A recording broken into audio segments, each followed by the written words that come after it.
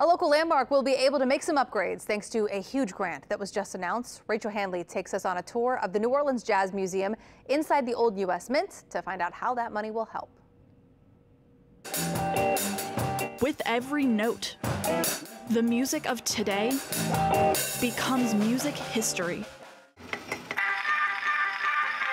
And that history lives here. The New Orleans Jazz Museum tells the story of our city's immortal gift to the world. It's really kind of a combination between a cornet and trumpet that Louis Armstrong played at the Waves home. And this is one of Fats Domino's pianos. And soon, the tourists and locals who visit will have even more to do. Our staff worked really hard, and we're excited that, to have this award. Wednesday morning, the governor's office announced the museum will get a $1.1 million grant. Director Greg Lambousy says there are big plans for the money. It's going to help us to really beautify this area. One of them is a sculpture garden to honor the greats. Another is to turn a first-floor office into a cafe.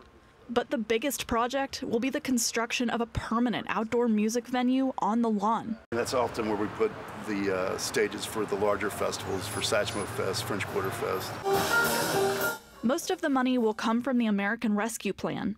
That's the multi-billion-dollar federal aid package that was passed last year. The rest is from state and local funds. The renovations will happen over the next few years.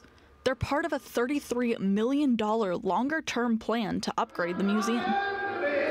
All this to help the Jazz Museum preserve yesterday's music, record today's, and get ready for tomorrow's.